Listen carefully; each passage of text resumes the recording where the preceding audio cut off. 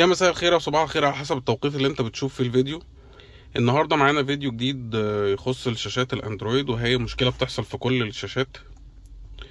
المشكله هي عباره عن ايه؟ ان التاتش في الشاشه هنا مش شغال. يعني انا دلوقتي هشغل الانترنت، فاروح ادوس على انترنت يفتح لي الخرايط،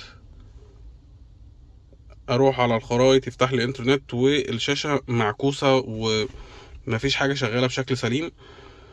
الخطوات ان شاء الله هنعملها كلها. اهم حاجه بس ما تنساش لو عجبك الفيديو تعمل لايك للفيديو، ويا ريت لو اول مره تتفرج على القناه تعمل اشتراك للقناه. ونتاكد بس يا جماعه ان احنا بنعمل اشتراك للقناه، لان 90% من اللي بيتفرجوا على الفيديوهات مش مشتركين.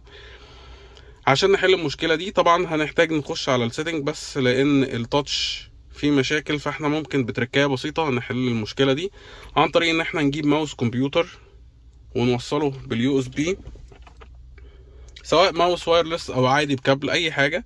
مجرد ما نوصله هيكون الماوس عندنا بالشكل ده. تقدر تستخدم التاتش بقى بكل سلاسة. هندخل على الاعدادات او اي قائمة، مش مشكلة، مش شرط الاعدادات يعني، المهم اي قائمة يكون فيها جزء فاضي بس من هنا. وهنيجي هنا وهندوس بالخمس صوابع كاملين على الشاشة دوسة مطولة. هنعلق ايدينا لغاية ما يجيلنا المعايرة. هندوس على المعايرة هنا وهنا وهنا عشان نحدد الزوايا مظبوط، وهنا وهنا. وبكده هو هيكون بيقول لنا ان كده الضبط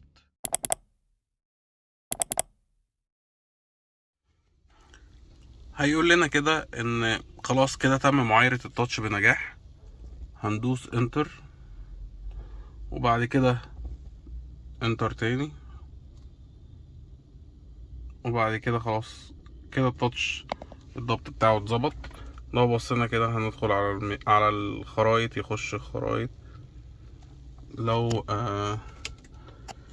دخلنا اي حاجة تانية هيشتغل معانا بشكل سليم، مفيهوش اي مشكلة خالص.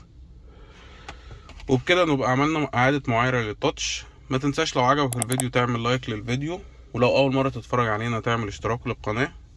وما تنساش تفعل الجرس عشان يجيلك الفيديوهات الجديدة او يجيلك اشعار بالفيديوهات الجديدة اللي هننزلها ان شاء الله. شكرا.